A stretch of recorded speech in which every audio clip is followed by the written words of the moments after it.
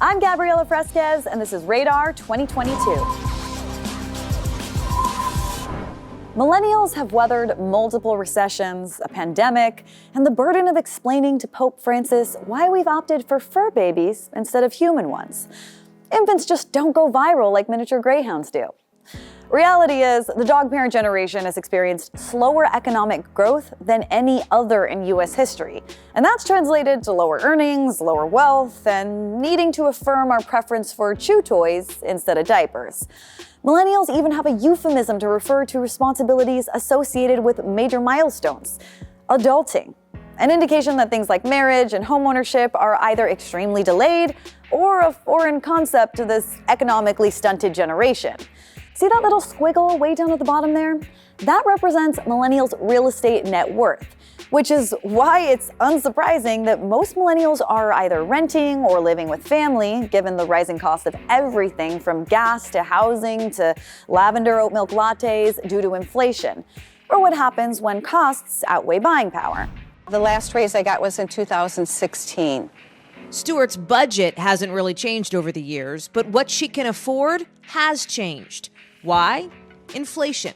The cost of living creeps up steadily every year. It always does, a little bit, with food, bills, and transportation usually getting anywhere from 1% to 3% more expensive. But this year, so far, the inflation rate has jumped above 6%. During the pandemic, a lot of people began to leave, and actually the rent dropped that year by $100. I am due to renew my rent, and there was a spike of $400.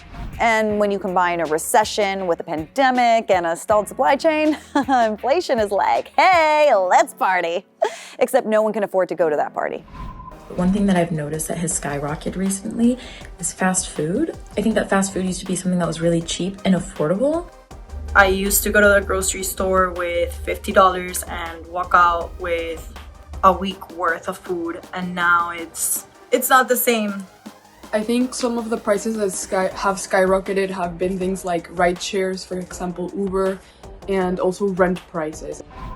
Over the past 2 years, the median American income fell 3%, while the cost of living rose nearly 7%, due in large part to rising housing and medical costs. And it's no revelation that low-income Americans are impacted the most by this. So pensioners, the elderly, the poor, the young, people who have not entered their working life, those groups are always the worst off. So, it's sometimes said that inflation is a tax on the poorest, and in a sense that's true. It also hurts people who were planning a major purchase like a home or a car and have to finance it, because it means that typically that the rates go up. I just wanted to point out the winners and the losers. Inflation is happening on a global scale, and while its impact can be economically devastating for many, for others, it's the opposite. Inflation has winners and losers, and the constituencies that win when inflation occurs and when interest rates go up are by and large savers and lenders. And that's because they can get a higher return as inflation rises and interest rates rise.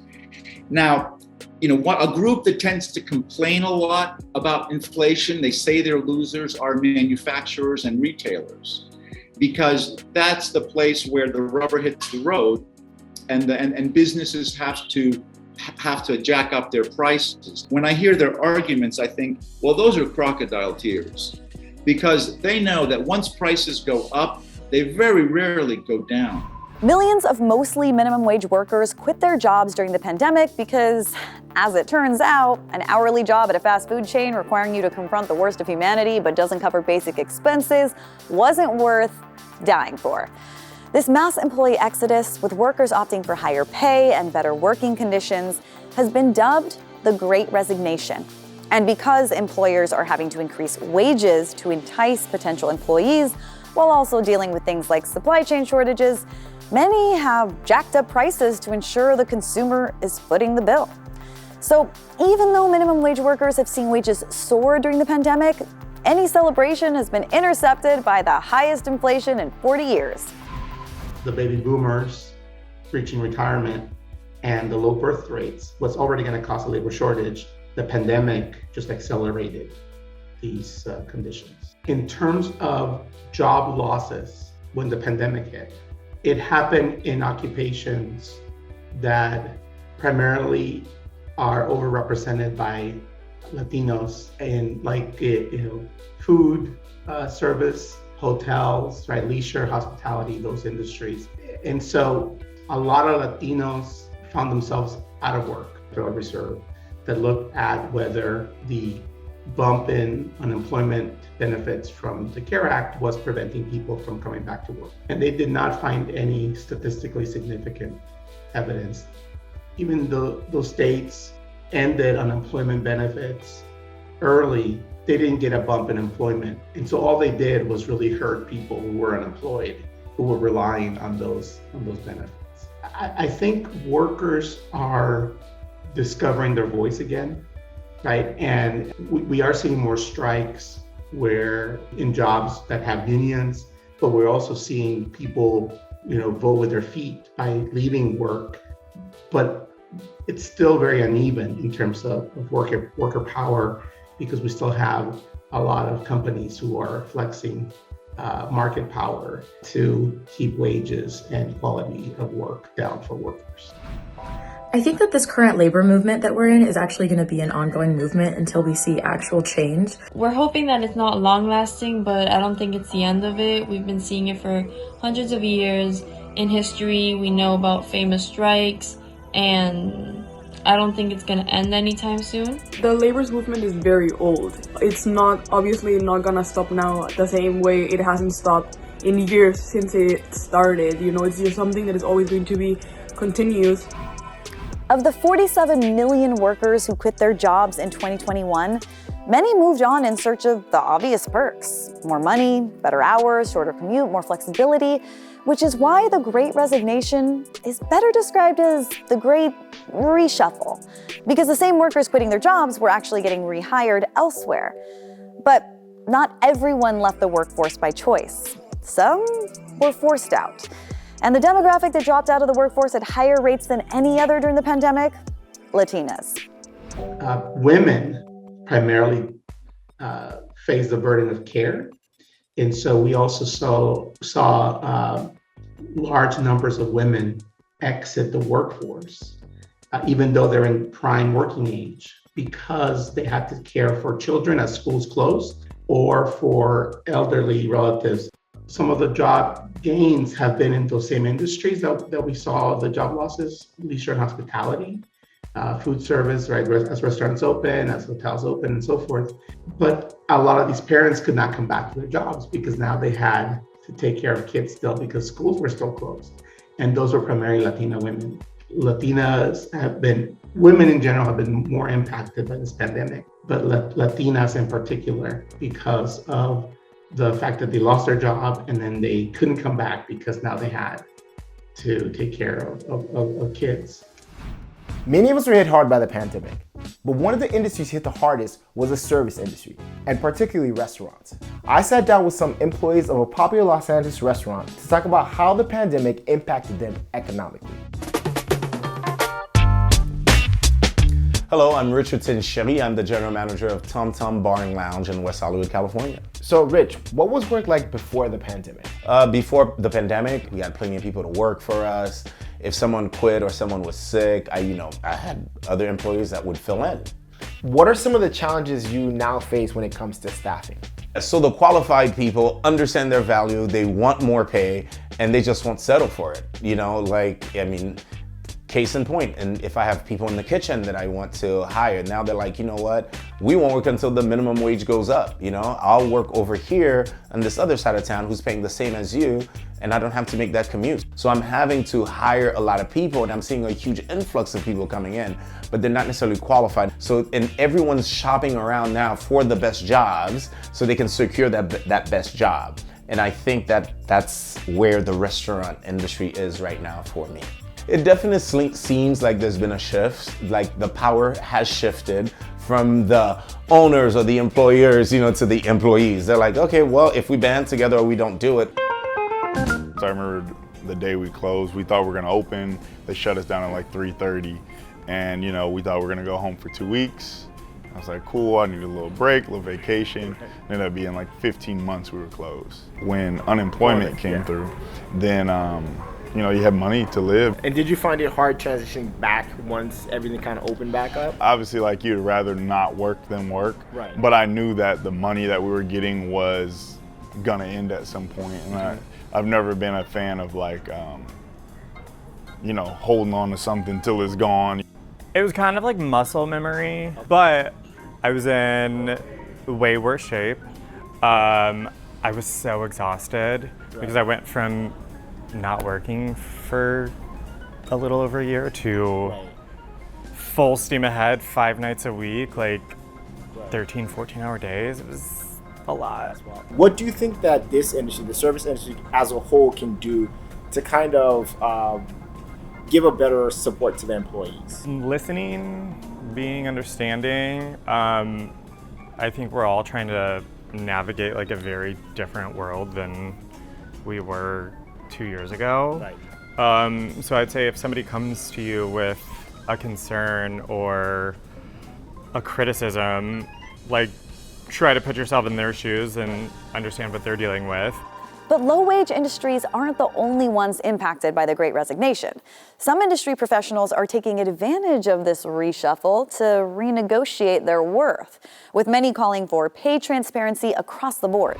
Pay transparency is when employers or companies that are looking to hire are being really forthcoming, just very honest and communicative about what the compensation is going to look like, and not just yours, but also like across the company, so that you're not wondering if your coworkers are making more money than you. And if they are, there should be a clear reason as to why.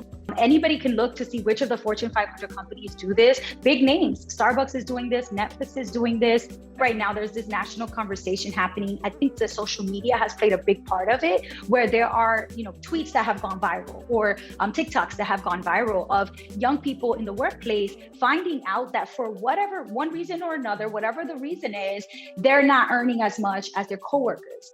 There's a culture in the workplace of don't talk about what you make, don't ask your coworkers what they make. And that taboo around salary discussions adds to this constant status quo of younger workers not negotiating, not finding out what compensation is and what's fair compensation. And then it just perpetuates the way that things have been. It's interesting if employers are saying, no, we shouldn't have pay transparency, it's only going to create some drama, it's going to create negativity in the workplace, then they are at fault of doing that. The mindset is shifting so much because of the fact that the pandemic put such a financial strain on workers that you almost have no choice but to prioritize your financial needs and your financial situation. If you're trying to buy a house, if you have student loans, if you're taking care of your parents and previous generations, all of these financial things come into play when you are sitting at that negotiation table to try to, you know, negotiate for a higher salary.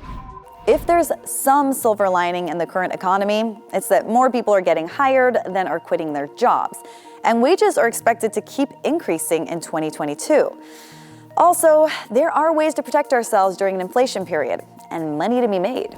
Cash is not an ideal investment. It's not an ideal thing to have in excess at this point. So any cash that you don't need for emergency purposes should be invested in something. So TIPS stands for Treasury Inflation Protected Securities, and they're essentially a security that you can buy that is tied to the inflation rate. So people are investing in these things that you buy from the federal government. So if you do have excess cash, that might be a strategic place to put it. Now, it's important to understand that you're locking up your money essentially in exchange for having that interest paid to you. Now, it's important to understand that there will be industries that may benefit from this inflationary environment versus others which may suffer. So things like energy costs are going up.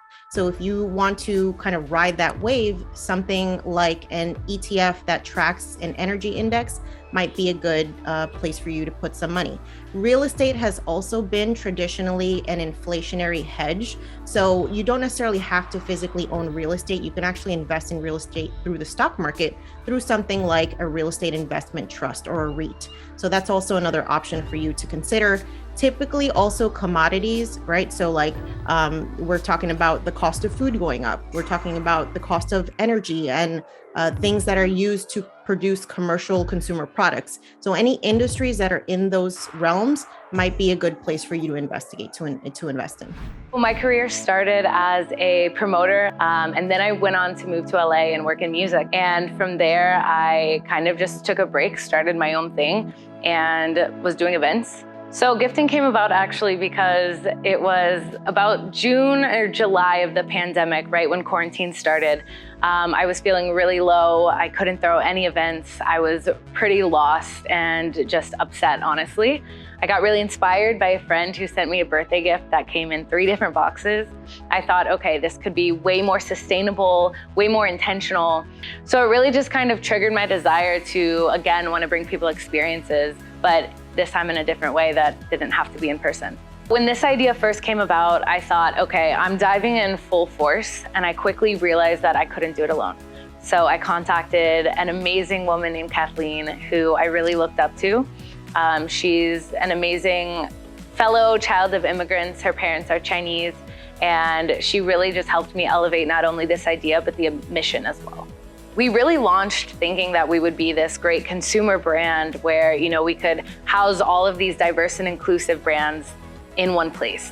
So we source products from a wide variety of mission-driven companies. A lot of them are from minority-owned founders, so Black, Indigenous, people of color, members of the LGBTQ+ community, female-founded brands, persons with disabilities. But we quickly realized that our contacts in the music industry and corporate clients were looking for something as well. So we expanded our mission to basically house anything socially responsible that we could do for these brands. We grew very fast, honestly, faster than we could keep up. This started as, a quarantine project. We didn't think that it would become what it is today. We launched officially October 2020. And to date, we've done over $1 million in sales. We, have expanded into a 3,000 square foot warehouse. This started out of my 3-bedroom apartment in West Hollywood. I think if we would have been scared to start this or scared to fail, nothing would have ever worked out. So as long as you're not afraid to fail, the sky really is the limit. With many economists saying government spending is partly to blame for the current inflation rate, it's safe to assume that government stimmies are off the table. But what else, if anything, can we do to speed up economic recovery? Higher minimum wages. I don't think the minimum wage right now is currently a living wage. I don't think it's enough to sustain what it takes to support yourself, potentially a family, and to pay rent and for groceries and everything that it costs to just live.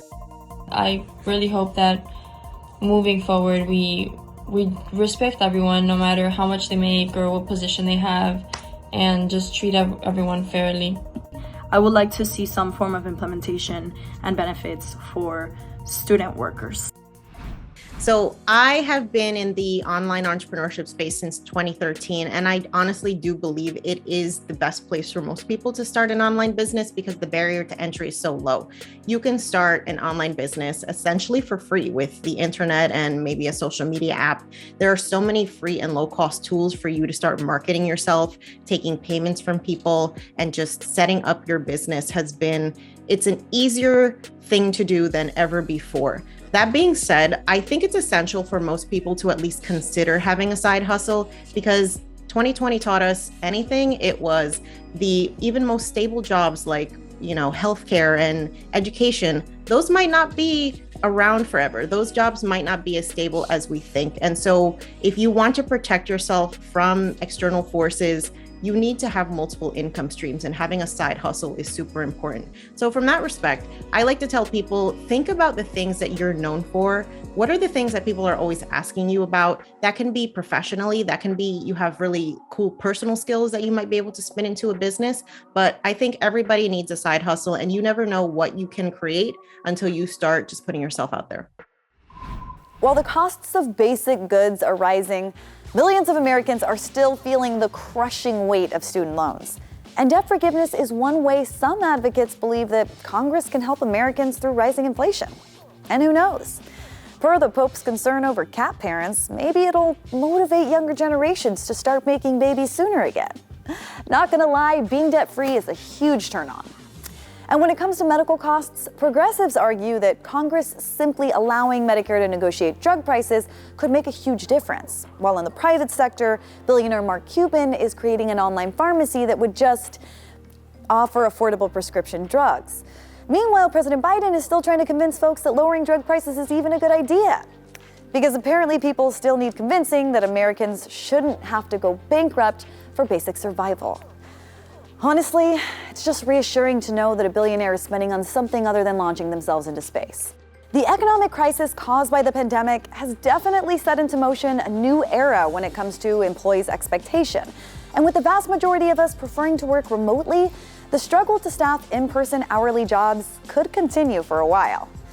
In the meantime, we need to stop hating on millennials for our economically stunted state of adulthood that wasn't created by our overpriced pumpkin spice lattes.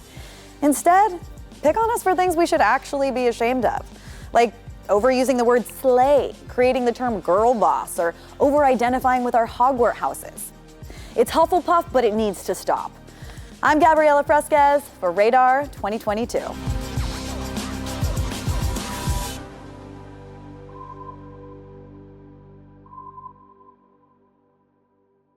Thanks for watching Radar 2022. Please like, subscribe, and comment down below and let us know what issues are important to you. Because let's be honest, we've all got issues. Some of us more than others.